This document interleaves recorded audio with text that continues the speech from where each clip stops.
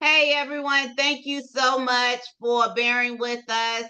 I am Dr. Karen Hills Pruden, and of course, look, I am excited about this guest expert this evening because she's the bomb.com, all things parenting. And so I will not hold her away from you any longer, bringing to the sister leaders community and to my personal page as well, Carol Muleta of Parenting 411. Welcome, Carol. Thank you so much for having me, Dr. Karen. I can get started? Yes, absolutely. Okay. Well, I'm Carol Muleta, and welcome to the Parenting 411, where I share information parents need from sources they can trust. And I'm so glad to be with you today for today's seminar, Do You Hear Me? Moving from Chaos to Connection. So I have to tell you that parent-child communications is one of my favorite things to talk about because evidence is all around us suggesting that parents want to be present with their children. And so I ran across an interesting list on a website called Fabric by Gerber Life Insurance Agency. And it seems that they asked their employees what made them most grateful about being a parent. And so here are some of the things that they said. So they said, seeing everything with a fresh pair of eyes, the insane feeling of love. One said, living up to my child's high regard for me, the sound of my baby's laugh, which I think we all love, the shared joy of learning together, and getting to shepherd the life of the coolest, most amazing child imaginable. And so I'm thinking that all of us can relate to most of these statements, if not all of these statements. And so for my parents in the house, drop a word that describes what you're most grateful for as a parent. And then for those of you who might not have children, share what you enjoy about spending time with children. Good. So the thing is, we don't find ourselves in that ideal state every day, all day, because there's just so much to do and very little time to get it done. And so we have to make sure our children are fed, healthy, safe, and have a safe place to live. And that's just the beginning. So there's still, you've got school, you've got work for you, and you just have to rush to try to get everything done. So sometimes extraordinary chaos finds us. For example, like even a pandemic, which of course we hope we don't see again. But you had to create solutions to meet that moment. And I know that there have been other crises since then that you've had. And so for that, I tell you to just go ahead and pat yourselves on the back for pushing through the chaos. And so today, I'm going to share 5 pillars with you that really will help you build strong, healthy relationships with your children and just carry you through the chaos and beyond. So we're going to talk about communication, definitely, along with some other ways to show that you are still there, you're still present with your children, even when you're trying to navigate that moment. So let me share with you the 5 pillars that I'm going to be talking about today. So let's see here.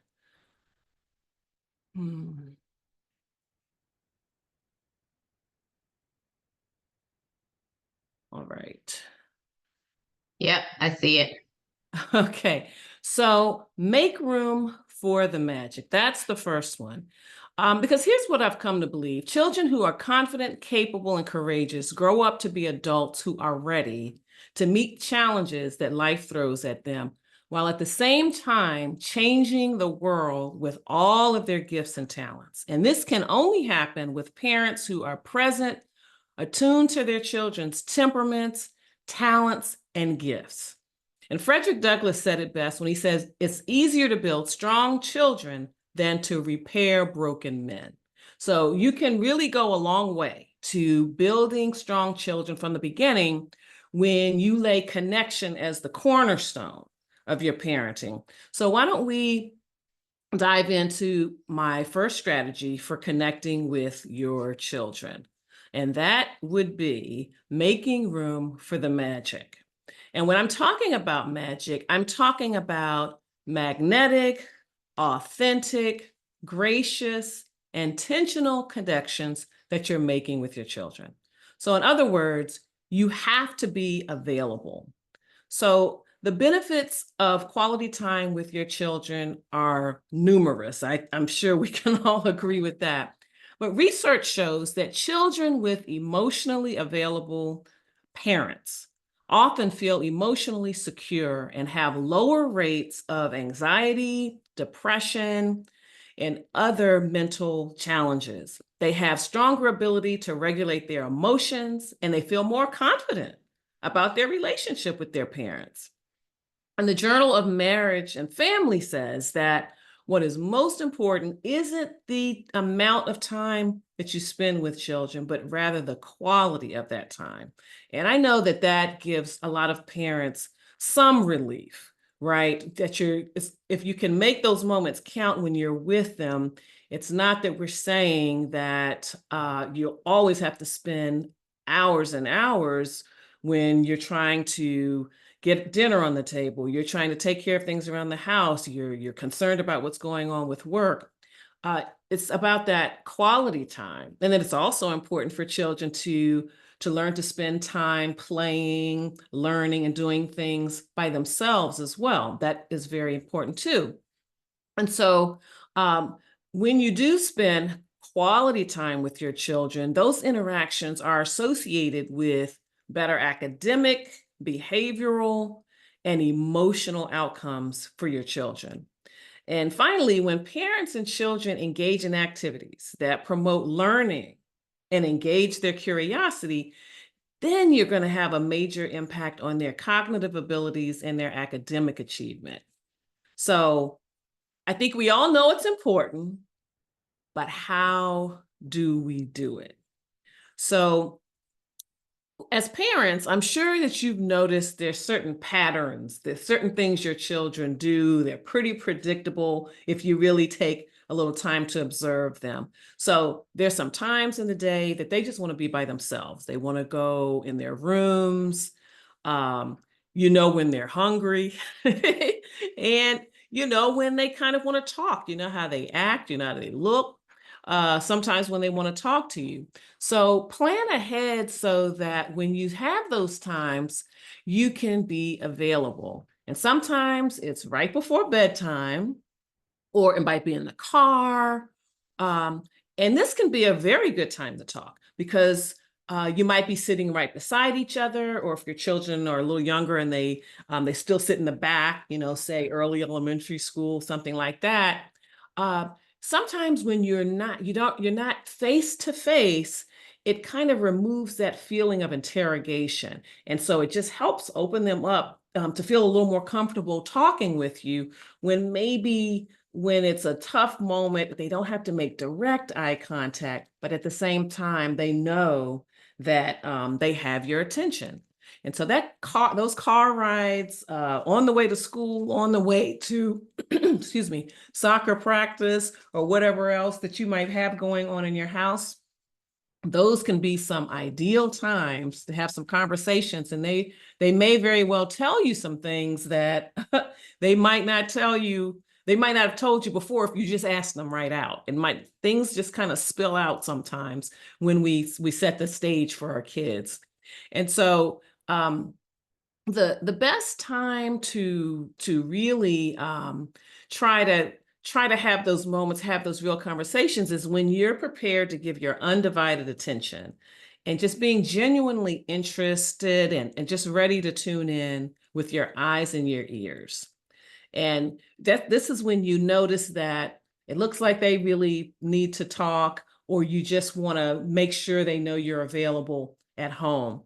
And so, just be genuinely interested. And something that's very important to recognize here is that, sometimes they're not quite ready to admit that they need to talk to you about something. And so it's okay in that moment to just say, I'm here. I'm here if you need me. And it's worth saying that because I know we do so many things for our children and we feel like, oh, we love them. They know I'm here. But it is good to say that. Don't assume that they know that. And when you see it's really a dire emergency, or then obviously you drop everything. If you see that maybe it's not an emergency, but it does look like, they need to speak to you, and you're like at a moment, say, when you can't truly be all in. It's okay to say something like, I can see you are really thinking a lot about this and I want to know more. So can you give me 30 minutes to just finish what I'm doing here? And then let's sit down together and make sure that in 30 minutes or whatever time you say, that you really sit down and honor that commitment and remove any barriers between you, whether that's physical, mental, all of that, and just really be ready to listen. And so, another aspect of connection that I want to share with you is called special time. And that's when you really are setting aside time when excuse me, when you know that you're going to sit down with them and really just kind of get in their world. And again, this is quality time.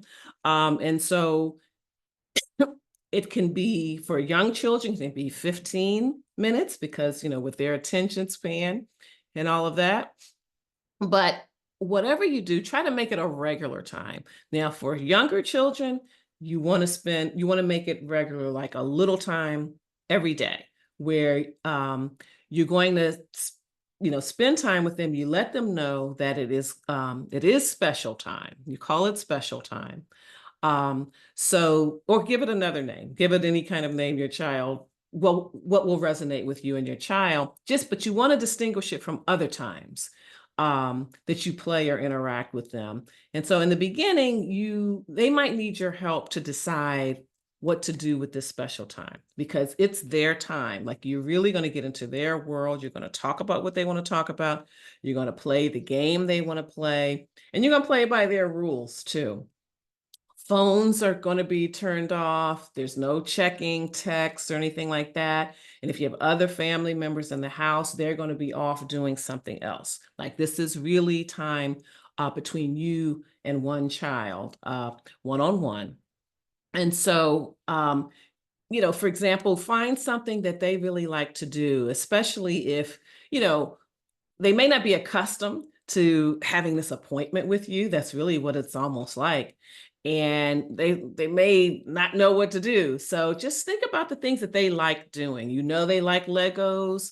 Then why don't you say, why don't we build a castle, or why don't we build a robot or something, because you already know that they like Legos. Or for an older child, you could put together a puzzle, you could play Rush Hour or some kind of a board game. But whatever it is, set a timer for 15 to 30 minutes. And again, this depends on the age of your child. And that will be the time that you're going to stick with. And they're going to know, like for younger children, at 7:30, that's their time. That's their special time. It's from 7:30 to 7:45, or it's from 7:30 to 8, like say if you have an older elementary school child. But that's something that they can count on.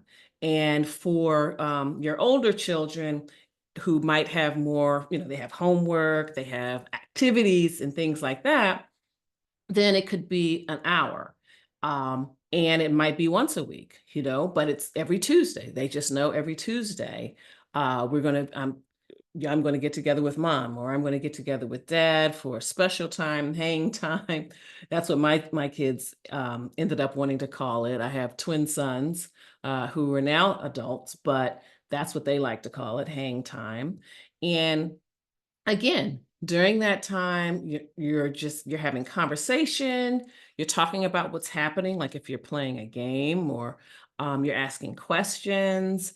And when the time is up, after the timer has gone off, express with your child how much you enjoy spending that time and you're looking forward to it again tomorrow or the next time that it's going to be.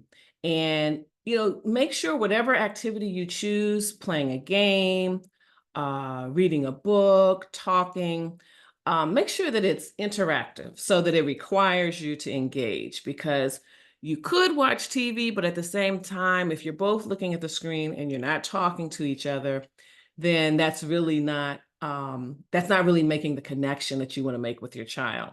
And so if it's an activity that you don't get to complete, like I mentioned, a puzzle, right? Or even a Lego castle or a train station or something, sometimes those things take take a couple of hours, right?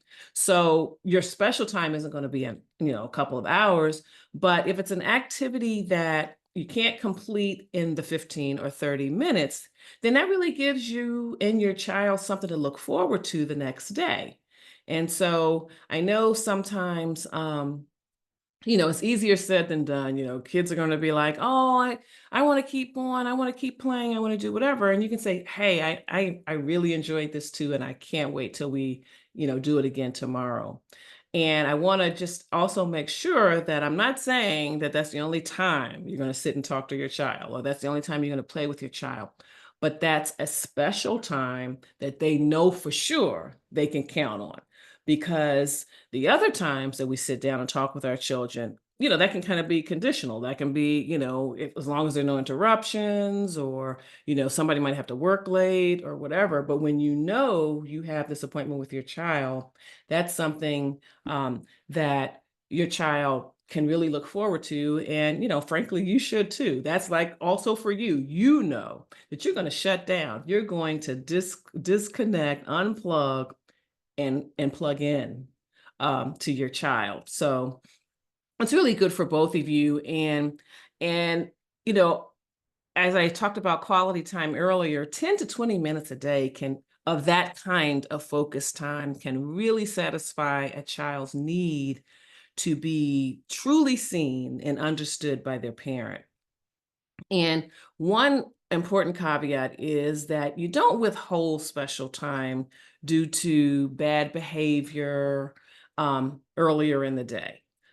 Because connection might be exactly what they're craving. I mean, that might be the reason why they're misbehaving. They can't articulate it, particularly younger children, but they may not be feeling confident about themselves.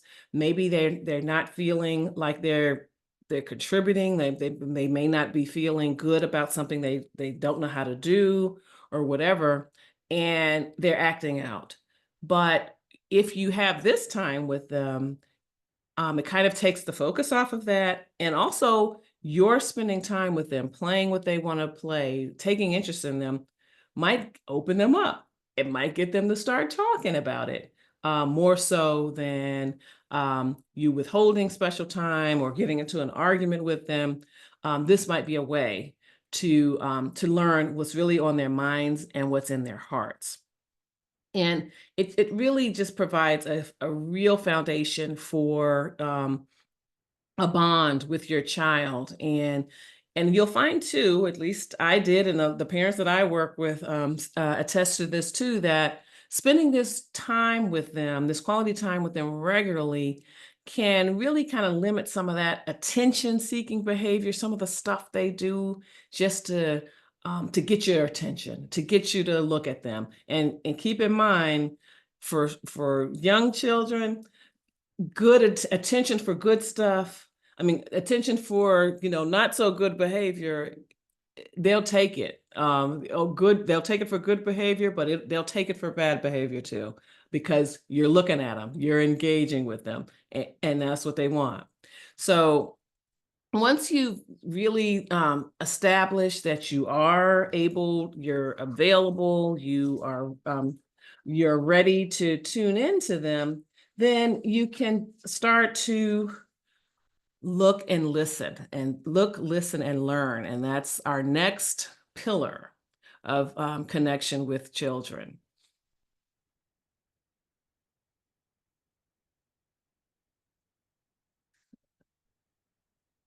All right. And so talked about some of this. So now, the first thing with your children, the important thing to do with your children is to um, pay attention to the whole picture. Um, their how their the eye contact they're making, their energy, their posture, all of that.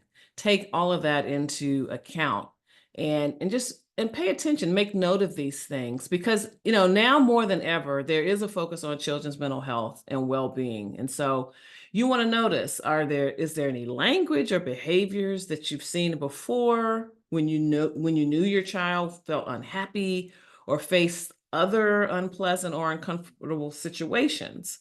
Um, so make note of that. See if you're seeing that now. And if you're not right now, that's you can breathe a sigh of relief, but continue to observe them and engage with them routinely, in conversation, so they feel at ease talking to you when something does come up with them. And if you are noticing moods and actions and maybe even concerning words that they're using, listen. And so once the stage is set for you and your child to start communicating, then you can take into account all of those things I talked about, their energy. Are they talking faster than usual? And also make sure that their nonverbal cues are lining up with what they're saying. Um, their facial expression, again, the good eye contact. So now, um, I recently saw a video where a mom had children that were kind of a good number of years apart, like an elementary school child and then a high schooler.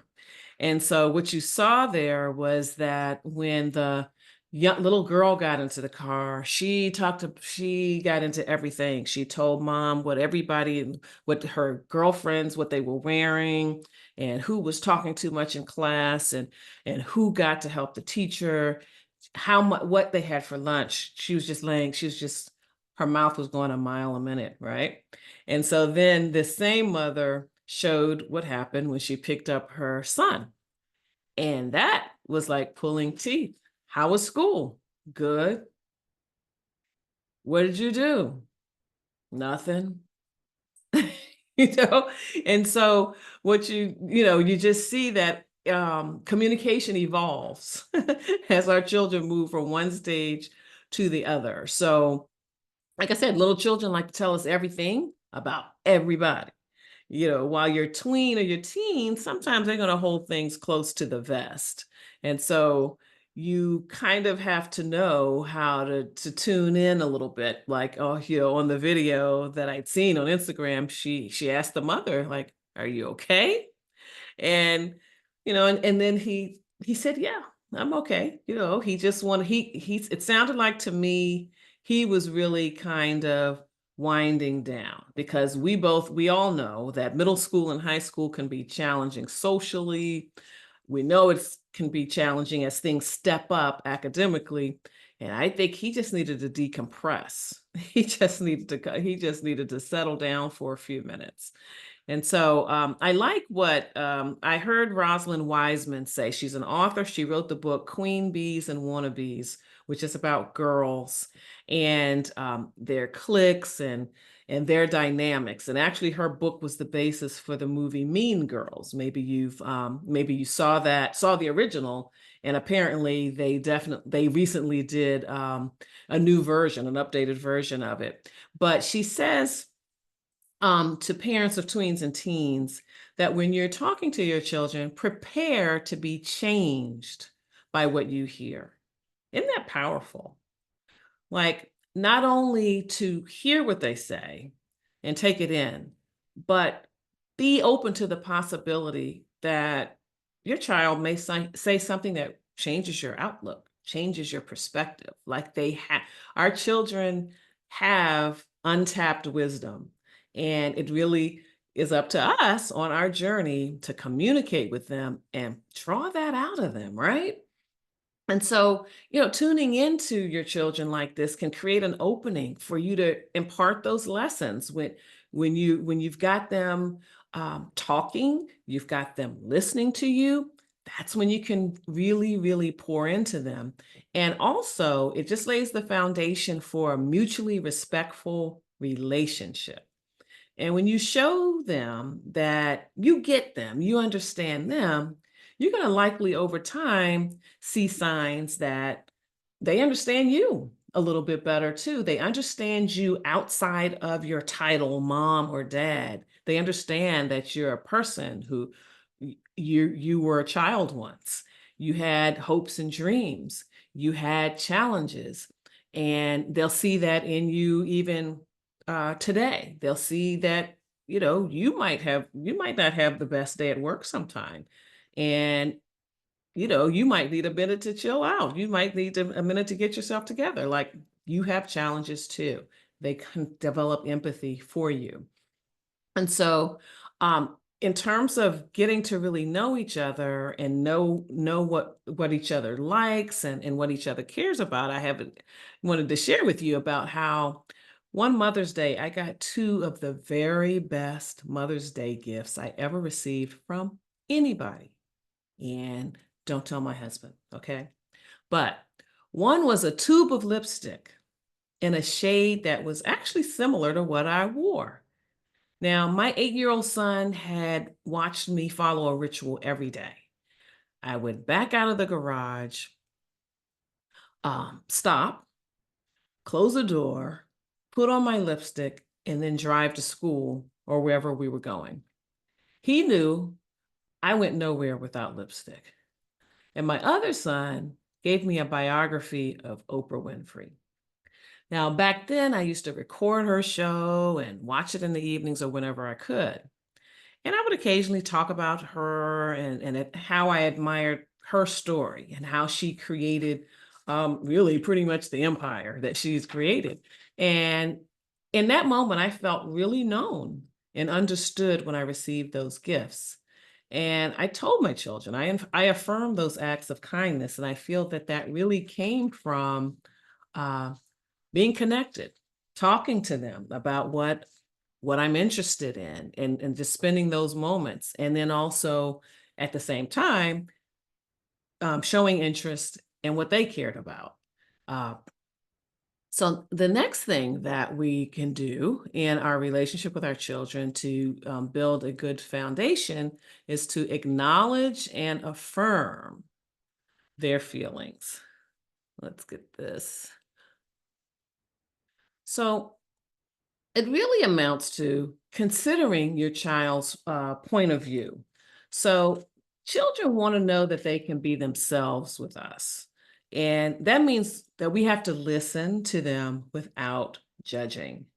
And we can learn a lot about them that way. I remember hearing author and educator Rosalind Wiseman again talk about how our children they wear an armor to get through the day at school. I mean, there's teasing, there's uh, different social challenges, there's class. I mean, obviously, they're being challenged intellectually in class. There's just a lot that they need to do. So they kind of have to put on an armor or put on a way of being to get through the day.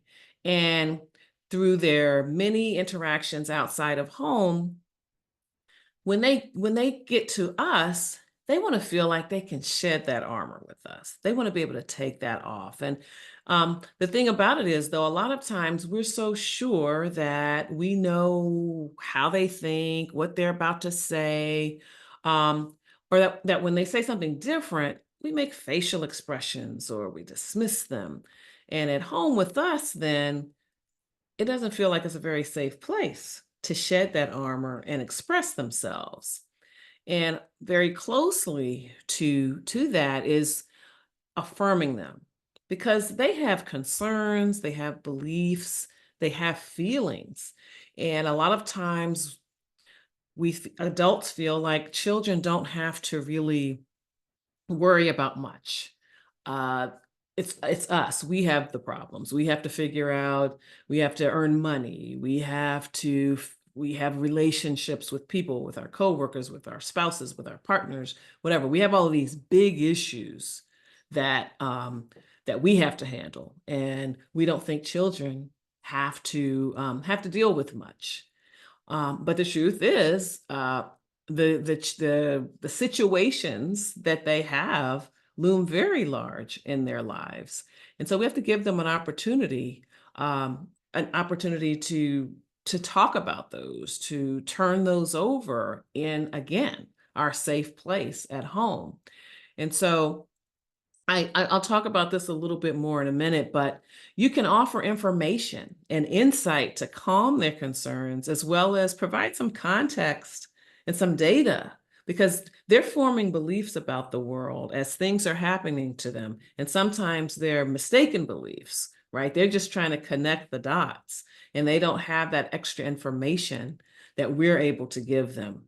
So whatever you do, when they do try to come and talk with you about their feelings, don't try to talk them out of their feelings, because we're all free to feel what we feel, and it's what we do with those feelings and what we do about them that's going to make the difference. And so sometimes we try to talk them out of their feelings when we say things like, um sure. You want to go over to Trevor's house for a play date? That's your best friend. You always have so much fun. Or you're not mad at your brother. You love your brother. In our family, we love each other. We don't get mad at each other. And not only can both statements be true, like you can be mad at your brother and you can love your brother, but just because the statement is unpleasant for us to hear doesn't make it impossible, right? And so this is where reflective listening can come in handy. And I'm sure that you drop in the chat whether you use reflective listening while you're working with your colleagues or your business partners or other people that you're collaborating with. You use reflective listening. It really can come in handy, and you're listening and then confirming what you've heard. You're not repeating it like a robot back to them, but you're letting them know what you've heard, and offering a moment for correction, like for them to maybe clarify, like maybe you don't have it quite right. So you're not trying to declare what somebody's thinking or declare what's on somebody else's, how somebody else should feel. You're just letting them know the impression you're getting. So it, you might say something like, it sounds like you're disappointed. Like with our children, it sounds like you're disappointed, like you didn't make the team, or if you feel like your teacher isn't giving you full credit for the work you put in on that project. Is that right? And, when you're asking and not telling, you give them a moment to think about it and really get clear about what they're feeling versus you telling them what they should be feeling. And, they may correct you and say, yeah, I mean, that's right. That's exactly what I'm thinking. And that's good too, because you want them to be able to trust their own feelings, because that's going to be their guide in a lot of situations, especially when we're not around. And when you're reflective listening, you're not trying to solve the problem for them. You're just listening and trying to, pretty much confirm what you've heard. So I want to read a quote for you from Haim Ginott. He was a child psychologist, and he wrote the book Between Parent and Child.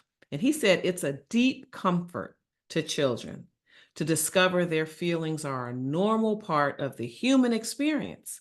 And there's no better way to convey that than to understand them. Isn't that powerful? Just to take a moment to really understand them. And so here are some things you might hear in your house. Like your child might say something, come home and say something like, I don't like school. And think about first for a second, and you can jot it down. You can jot it down in the chat or you can jot it down in your notes. But if your child comes home and slings his backpack down and said, I don't like school, um, what do you think your reaction is going to be?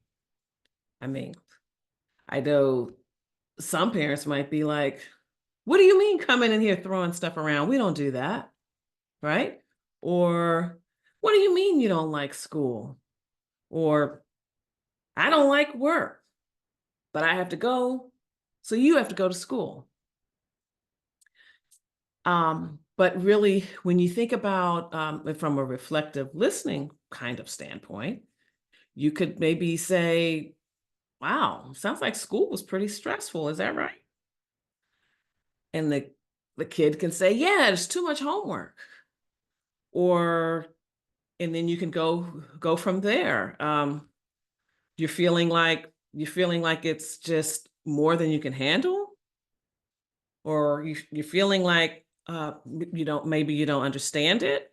So you're just reflecting back just until you can narrow down. And then this gives them a chance to correct you. Like maybe your little girl saying, Michelle thinks she's queen of the class. Like it turns out it's something social. Like it's not really school, but it's this relationship with her friend.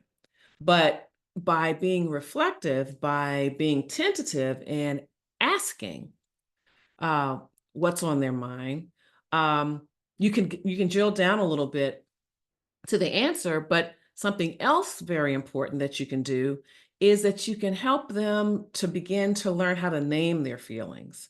So, with too much homework, you know, so it sounds like you might be feeling overwhelmed, like it's too much. Or with Michelle, you feel like she's taking over. You feel like she's not respecting the rest of you. She thinks she's above the rest of you. That kind of thing. And you're giving them some vocabulary so they can kind of understand when situations happen like this again, they can remember, wow, that's disrespectful. Like I felt this way before. Or um, oh, I'm afraid I'm not sure I can do this. I felt that way before when I had too much homework. And so not only is it get you closer to pinpointing the reason for the challenge and then figuring out how you all can work together on it, but it also is helping them to learn their own minds. They're learning the vocabulary, they're learning how they respond to situations.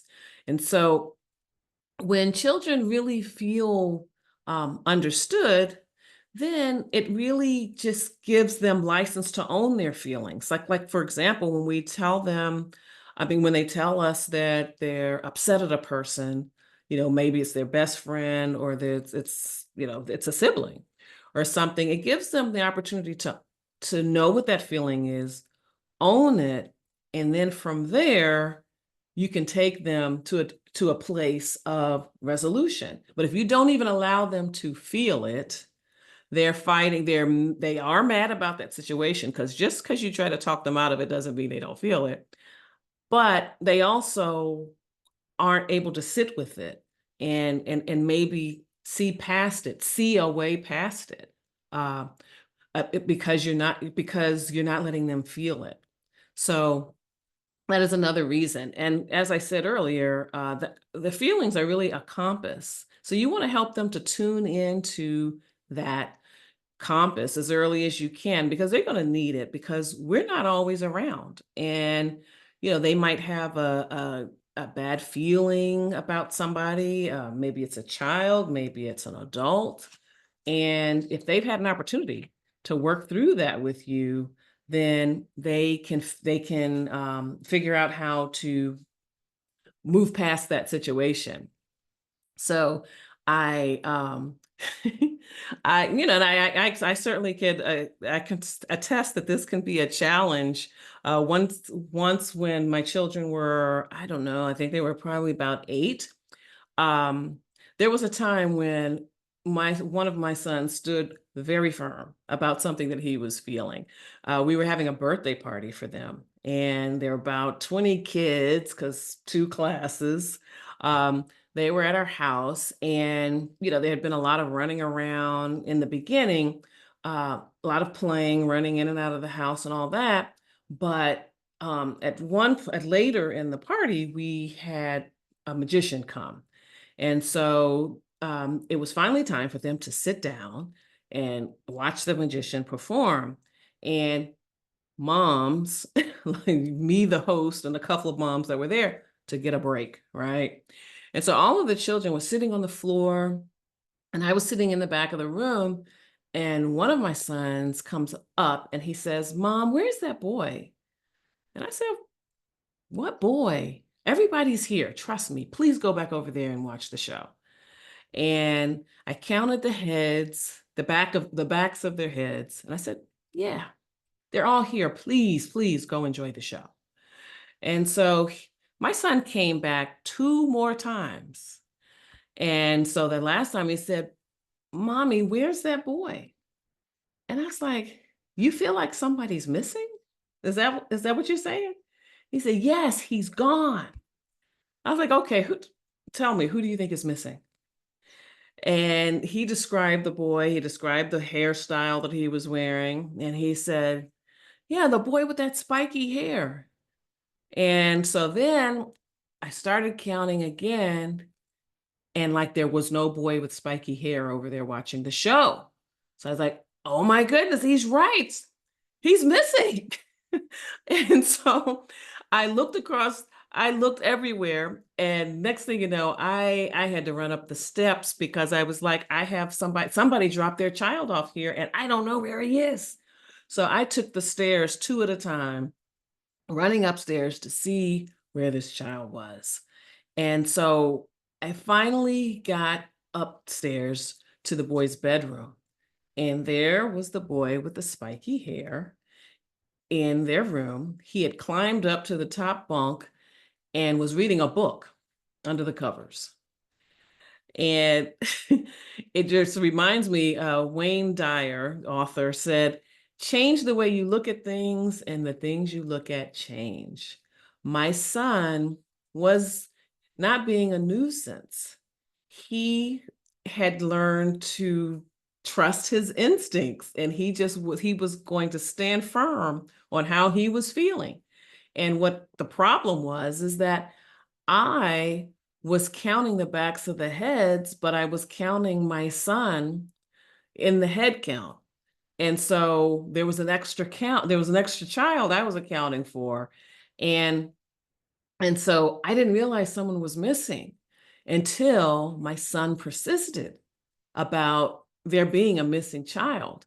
And so when I changed the way I was looking at things in terms of counting the boys at the party, it changed the way I saw things. And then I realized, you're right, somebody's missing. And so our son's observations have served us in many instances since that time. He really has keen observation skills, and they've served him well, very importantly. So next, what we can do with our children is to empathize and encourage them. So meet them where they are. That's the beginning. And as carefree as we like to think childhood is, our children find daily situations to be quite challenging. It might be their friendships. They might be feeling inadequate because they don't know something. They haven't mastered a skill. They don't know how to ride their bike yet. Um, they don't know how maybe they don't know how to read chapter books or whatever that might be. And so they're always facing difficult and new situations. So we have to acknowledge that and express faith in them that they have what it takes to meet the moment. So have some meaningful conversations about their concerns and their anxiety. Again, reflective listening comes in handy, but express to them that you can imagine, you can remember, feeling overwhelmed in this period that they're going through, and but also remind them of other trials that they've already overcome and have them walk through and talk through what that was like and what they can take from that situation to apply to the new situation. So when they maybe, when they were learning how to skate, um, it's about balance and all of that.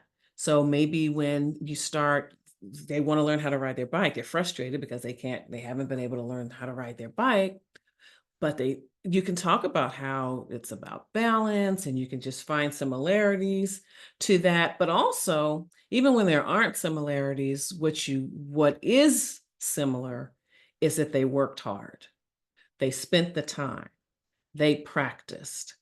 And if they try to do that in the new, to learn how to ride a bike, if they apply that to learning how to ride a bike, if they apply that to learning their multiplication tables, if they apply that to studying that handbook so that they can get their learner's permit, then they can overcome the challenge. And so, you can also talk to them about how, um, just remembering how we got through as a family during the pandemic, right? They really rose to meet the occasion. Having to learn at home, having to follow new rules at school. Um, there's nothing directly comparable to that in their lifetime to those new situations, but there could be some times when they were limited in what they could do. For example, there was a snowstorm and you couldn't leave the house or the electricity went out, right? But you managed as a family, you managed. Um, or just could be another situation where they just simply have to alter their plans and they got through it. So, interestingly enough, difficult memories can also be a time to think about others experiencing similar situations and how your child can be a help in a way that is within their power to do. It can help them snap out of the victim mindset and into the um, conqueror mindset, the servant mindset.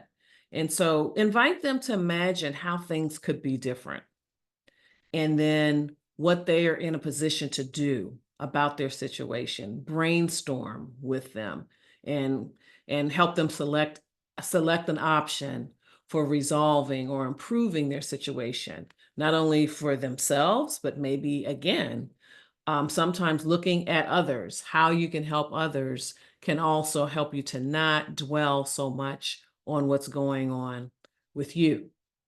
And so, when one son was about in third grade, I think, there was a child in his class who was always up in his face, talking and just teasing, and he was very upset. And he asked me to talk to the little boy about it. And I listened to his story for a minute and, let him tell me about what was happening at school. And then I also asked him what he wished were true, what he wished could be different about his experience. And so he spoke. I helped him to learn how to speak affirmatively, like how he wanted to be treated instead of what was happening to him. And I told him that I didn't think that I needed to talk to the boy because I'm not having any challenges with him. And then my son said, uh, why don't you talk to his mother? And I said, no, I think you are equipped to do this. Now that you've explained what has happened, we can practice, we can role play, but I think you're ready to do this. And so I think you need to go in tomorrow, ask your teacher if you three can have a meeting, you, the teacher, and this boy, and you sit down and you talk about this and solve this problem. And my son's eyes got super big. But of course, like I said, I didn't leave him out there hanging out there by himself. We worked it out. We actually worked out a script for how he would respond. I mean, how he would ask for permission to talk with his teacher and that child, but also how he would respond if this child or any other child was not respecting his space or respecting his property or respecting his person. And so we planned how he would approach his teacher. We planned how he would describe his feelings and how he would like things to be when he finally got the meeting. And so the next day was game day. His teacher actually told me later that he walked into class. He didn't take off his coat. He didn't take off his backpack. He went right to her desk and said, "We need to have a meeting with Van today. I don't like the way he's treating me." And she said, "Okay," and they did it. And it was definitely tempting to handle this myself, as my son has had a lot of struggles to overcome with school, but he learned a valuable skill that day: self-advocacy. And so, as a child with learning differences, that has been a gift, because honestly, every child needs to learn how to be a good self-advocate, but it can certainly be critical when you have challenges and you might need some help. And so, as our children grow up and grow away from us, nobody will really advocate for them better than themselves. So when you feel like you have a handle on the thoughts and the feelings that are at play with your child when communicating with them, then next let's move into the next stage, and that is where you inform and empower them. So as parents, we have to give our children agency, some control in their lives. And I have to tell you, this cannot start in middle school or high school. Children need practice making decisions and testing out ideas and dealing with the consequences of their actions. And we're here to provide boundaries so that they can learn how to operate within them. But first, we have to give them information, training, tools, and experience to make choices about how they're going to behave and how they're going to respond in situations. So, with in psychology, there you've had Carl Jung, who was really focused on individual self-discovery. And then with Sigmund Freud, his focus was really on unconscious desires rooted in childhood experience. But Dr. Alfred Adler theorized that because humans are social beings, our behavior can be explained by how we satisfy our need to connect to each other, contribute, to care, and to know that we count and that we can act with courage. Now, a lot of misbehavior and misunderstanding with children stems from not having those needs met. So make it a point to teach your children new skills regularly, because we all want to feel useful. We want to feel capable. We want to feel, as I said, like we count, like it really matters that we're there. And so start with things that they care about first, like learning how to organize their toys, how to clean their room, how to do their laundry, those kinds of things. And then you can branch out to other tasks in the house that affect everybody and help everybody, and give them opportunities to put those skills to use so that they can practice them and master them. And prepare your children for new situations. Like before you arrive at a new place, tell them what to expect and what you're going to be doing there. When you go to, if they're going to go to, say, a wedding, say there's a wedding and children are allowed, and describe what's going to be happening, right? And what clothes they're going to need to wear, and and explain that they've got to be quiet. Like, for example, maybe even in church, talk about the appropriate behavior in church. Let them know ahead of time what they're going to experience, because don't we like that too? We like to know what we're walking into, and they're no different. So if there are certain protocols or behaviors that are expected, you can role play them. I mean, before we started really taking our children out to restaurants, we played restaurant at home. Like I made little menus and I talked with them like as though I was taking their order, just so that they would know that when we go to the restaurant, this is how you engage with the server. We're not going to be getting up, running around, or anything like that. We're going to sit quietly and politely and just enjoy each other throughout the meal. But we practice that at home. And so, as I said, we all like to be prepared to make the right choices. And a lot of times, um, when you see people out with their children, or maybe you've experienced it, you've gone out, sometimes it's really as simple as not being prepared. They just weren't expecting the situation that they're in, so they don't know how to handle it. So they're just doing the best they can with what they know, and we can expand what they know when we take time to teach them and take that time to allow them to practice what they know, whether they've learned it at home or they've learned it at school. Give them an opportunity to be an expert.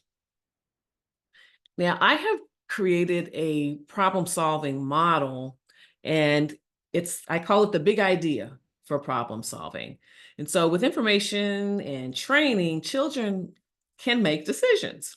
So we can help them develop problem-solving skills so that they can consider their options. And this can be not only with this decisions, um, big decisions, but also about their behavior. Communicating with them in a particular way lets them know um, what's going to get them, what behavior, what approach is going to get them what they want. So we we can, when your children want to do something, they want to go out, they want to go get ice cream, they want to go to a friend's house, they want to go uh, they want to go outside, right? Um, the way we communicate with them can let them know, can give them information. I call it news they can use, um, so that they can figure out they can get what they need. So if they have not finished their homework, but they want to go outside, they're talking about going outside. You're saying, you can go outside when your homework is done. Or you can go outside after you put away your toys or put away your books. Or you can go over to your friend's house after you clean your room. So that's information for them. They're like, I definitely want to go see my friend. So what's standing between me and that? Cleaning my room. And sounds simple, but sometimes when we're frustrated, we're like, no, you can't go see your friend. Your room is a mess.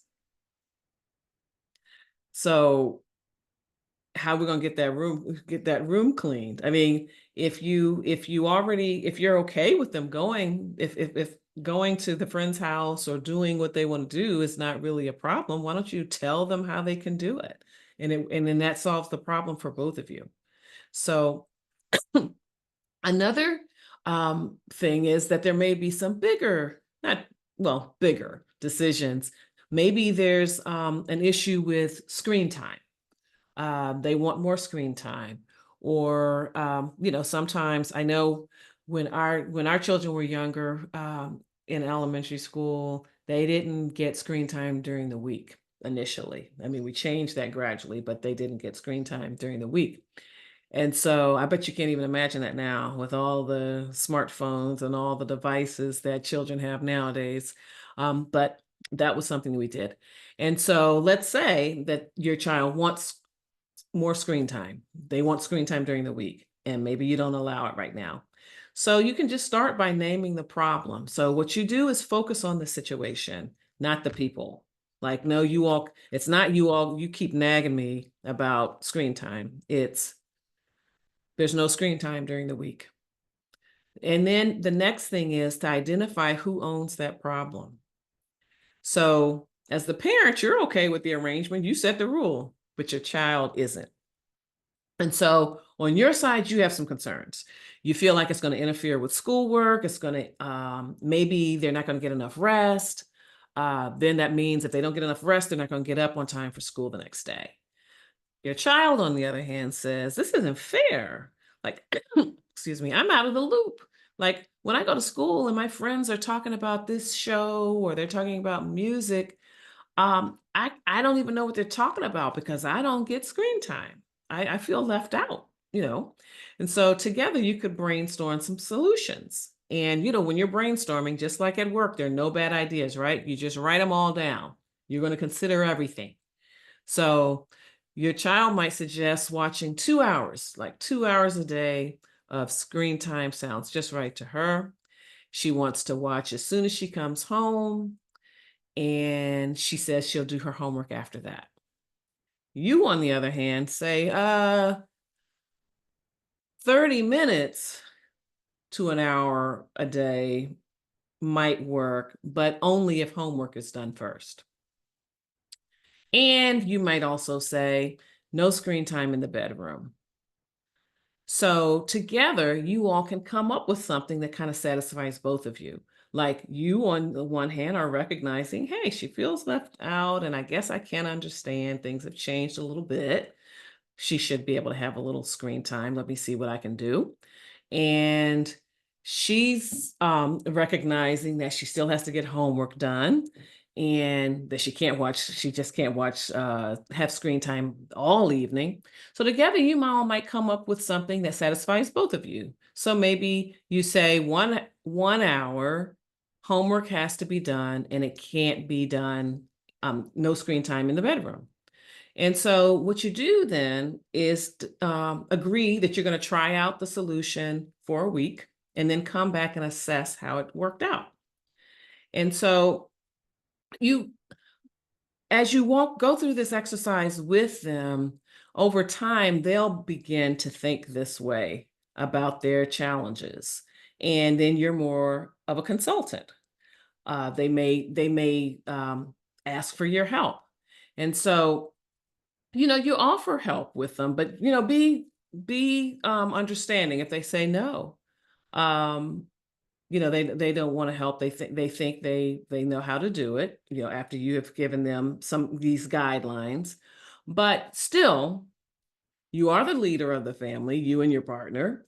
So alert them to any kind of boundaries or limits regarding the situation, but give them give them some leeway to operate within there. Like attending school is not a point of negotiation, for example. Like schools, you can't take that off the table. Now, how you do your schoolwork, the timing, you might have some flexibility with that. Up to you how you want to do that. But in the case of health and safety, of course, you're going to take a firm stand. That's just not up to debate. So, what we're really trying to do is raise leaders, not followers. And so leaders are problem solvers. And again, you have to give them that opportunity to practice on that. And so I can remember one of my sons had an opportunity to practice this problem solving when he was in about the 8th grade.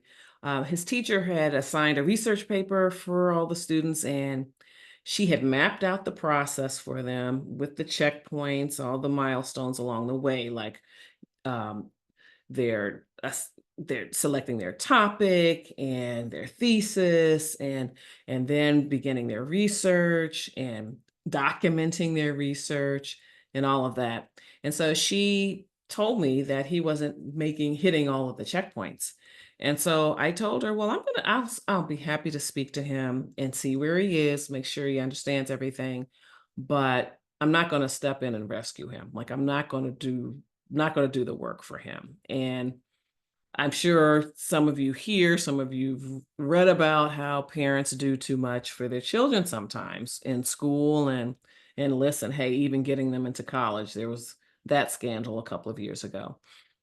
So I wasn't going to do that. And so I felt like he was about to enter into high school and he needed to make friends with research papers because he was going to write a lot of them. And so it was a critical year because he was applying for admission to go to some private high school programs and some public high school programs. And so it was a critical point in his education. And so I asked him if he understood, do you understand what she's asking you to do? Do you have all the information you need to get the work done? And so we reviewed the checkpoints, all the things that she said that she wanted the students to do, and he said he had it under control after that. And so you have to say it wasn't his best work, but he learned the process of writing a paper, how to do the research, how to manage his time in a way that I don't think he ever forgot. And so while our children become more independent, if they do these things, having the assurance that you trust them and will make them want to share with you and just stay connected with you. And I have to say that when that son got into college, sometimes I would check, just talk with him during the week and ask how things are going. And he said, "Oh, I have a couple of papers to write this week." But he just said it very casually because he had the skills. He had the tools. He knew how to do it. He knew the process. And so it hurts. It might hurt in the beginning. It might when they're learning it, but it's worth it to allow them to have those experiences because it's not for nothing. Those skills will definitely be called upon in other situations. And plus, it also is a confidence booster because even if it's a brand new situation, a brand new challenge that comes to them, they still have that to hold on to. Like, I overcame this other thing. I learned how to do this other hard work. So I'm capable of doing hard things. And as parents, we have to allow those moments. So I just want to give you a quick recap about where we've been. We've talked about making room for the magic. We've talked about look, listen, and learn, acknowledging and affirming your children's feelings, empathize and encouraging them, and then informing them and empowering them. And I'd like to share with parents that it's never too late to be the parent you want to be. And just take your time and try one or two of these ideas.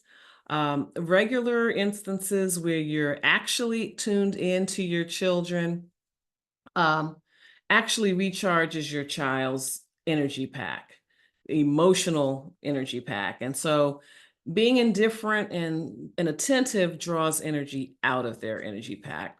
So the charge that your attention gives off helps them to feel connected, valued, confident, and capable when they're not around you.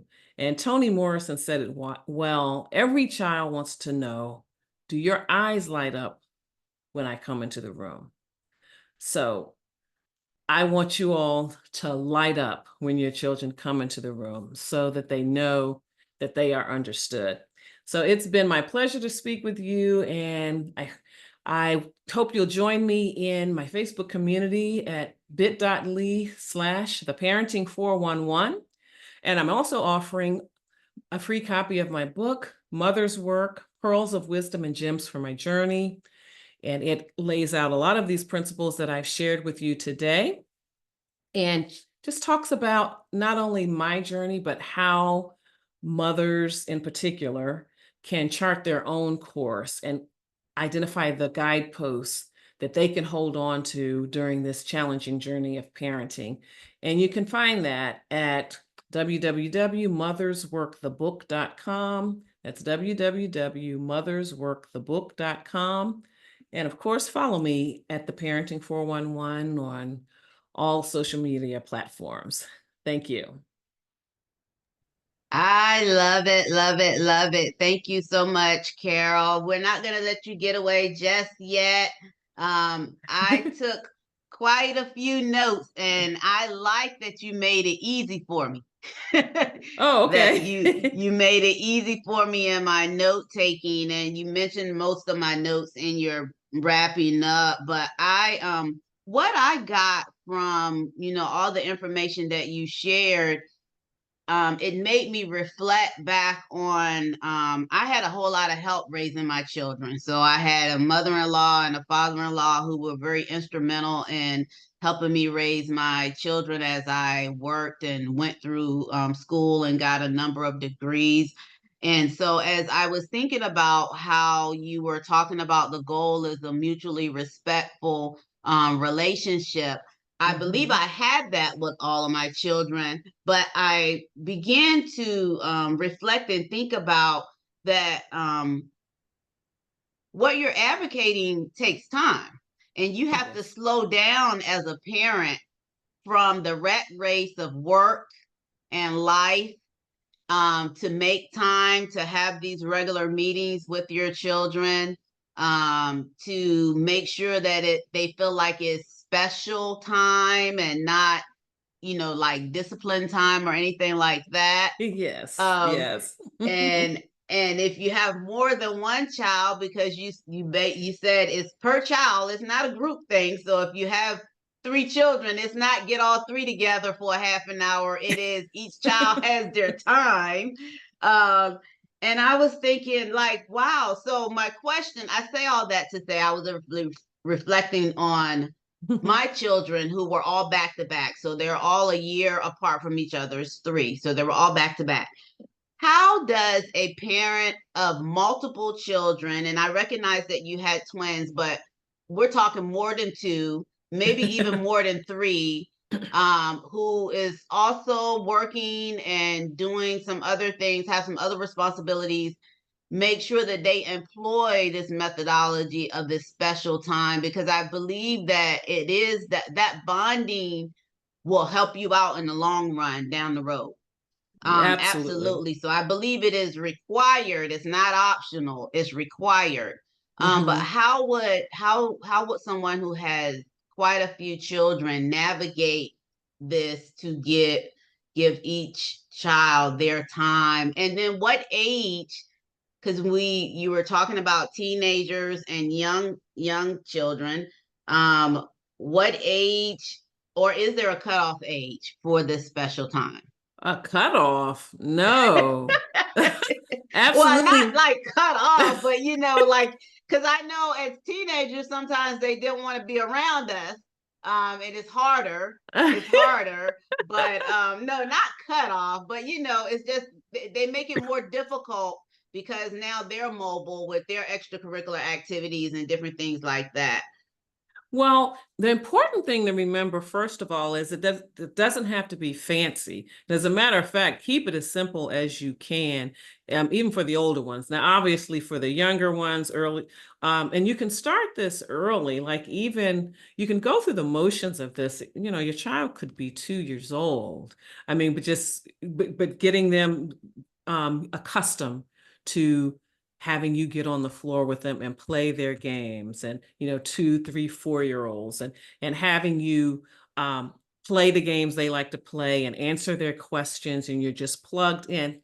You know how powerful that is, right? In terms of they how loved and how valued they feel. And so then as you go on, uh, you might not be able to do it every day, like I said, because your children have these activities. Now, when you have lots of children, let's say you have 4 children, 4 or 5 children, let's just say something like that.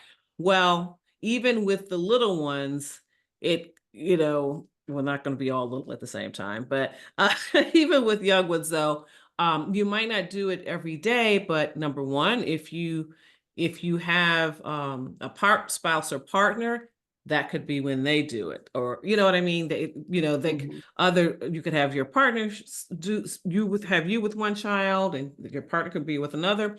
It could be a day of the week. I mean, you can modify it, but make sure it's something they know, like Wednesday's my day, or whatever. Like you might not be Mhm. able to do every child every day. And then, as I said, with your teens, like you said, they get busy, they're mobile, and all of these other things. So it might be once a week. And as I said, when it's less frequent, you might want it to be longer. But if that doesn't work, like they have a job, they're on the football team or whatever, that doesn't work. Still, if you have the 15 or 20 minutes, if it's a quality 15, 20 minutes, that's great. And plus, I mean, one thing I think, as busy as we all are, one thing I think all of us parents probably do with our kids is stick our head in before they go to bed. So you could make that special as well. Just sit on Mm-hmm. their bed for for a few minutes, and that's you're not going to spend a lot of time because they've got to go to bed. But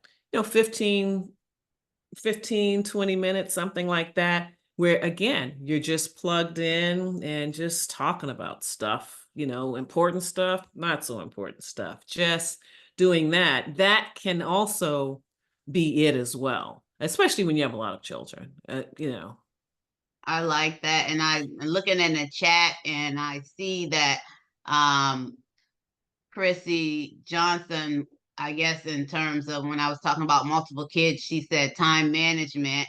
And she and she said no cutoff. And I was like, I corrected that, Chrissy. I said no, I corrected that. And then she mentioned that she does check in with her children every night before when they turn in.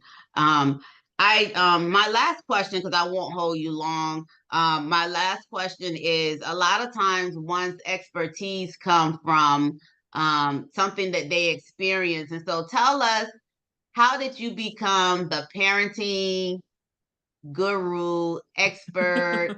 I'm giving you a whole bunch of accolades, but why parenting? How did that become your specialty? Is there a personal experience behind that, or tell us a little bit about that if it is? Absolutely. I had twins, that's for starters. That was two, probably two at a time, too, huh? 2 at a time, and, uh, it was just really like, I just envisioned this whole summer camp experience. "Oh, this is gonna be great. They're gonna play together when I need them to play together, and they're gonna they're just gonna have fun with me." Like, and so there's no problems, right? But of course, they wanted to do things on their own schedule. They had these different personalities, all of these things, and just plus they're just kids, all the stuff Mm-hmm. that comes with that. And so that was kind of the first thing. And of course, I was just fascinated with them. Especially I would have been that way with one child, but the kids are fascinating, starting right at the beginning, babies even. And so there was definitely that. And then one child was diagnosed with some learning disabilities as a toddler. And so then I really needed to do a much deeper dive because Mm-hmm. I could just see so many gifts he already had. He just needed to step over some hurdles. But I already saw some wonderful qualities and gifts that he had that we just needed to nurture. And so in the course of me learning all of that, um, I just expanded also into parenting because I wanted to know how I needed to parent both of them, but certainly him, and making sure that I met his needs. And then when the kids were about 2.5 or something, I had a dream. And God told me that all of this stuff that you're learning isn't just for you. It's to help other parents as well. There are other parents that are out here that want to know more about how to really um, minister to their children, because that was another thing. I also began to see the parallels when I was trying to just get them to do what I wanted them to do. And of course, they had their own little minds and stuff at teachable twos. I could very much sense, I said, I bet that's God looking up. He's saying, why does she do that? Like, why, he's thinking that about me. Like, Mm-hmm. why doesn't she do what I tell her, or why is she doing that? And so I kind of started to see that, and I said, oh, I'm really starting to see this as more of a ministry than this tough job. It's really ministry. And so all of those things kind of converged together, him telling me that you're going to help other parents got me into this direction of learning more, taking actual parenting classes, and then becoming certified to teach them. That is awesome. And when you look at it as a ministry, because when I think about one's ministry, it is to fulfill, to elevate, to edify someone else. And Mhm. so you impact and influence others with your gifts. And that you're definitely doing. And so if you could tell the sister leaders community how they can stay in contact with you, your full bio is going to be attached to this video, but you can also share it in your own words. Sure. Follow me at the Parenting 411 on all of the social media platforms, Facebook, Instagram, YouTube, uh, Twitter, not so much, but I'm there, but for obvious reasons, not too much, not doing too much on Twitter. Excuse me. And as I shared also, I'm offering my mini motherhood memoir free. Just pay postage and handling, but you also get goodies. You get this webinar, you get the companion workbook, you also get an ebook of my Parenting in the Pandemic book, but it's not just about parenting in the pandemic, it's about parenting in crisis. So you can visit mothersworkthebook.com, excuse me, mothersworkthebook.com, and grab that. I love it. So we thank you so much. Thank you, thank you, thank you so much. And I will be looking at this video again just to make sure that I pick up on all of my notes and I got everything that I need, because not only am I a mother, I'm a grandmother, and I'm a great grandmother now. So, Okay. great grandmothers look a little different nowadays. And so I look forward to doing this generation a little bit better than I did the previous generations. And I believe that's where knowledge comes in terms of your interaction with the younger generation. And so thank you. We appreciate you, Sister Leader, and thank you for sharing your talent. Thank you for having me. Awesome. So let me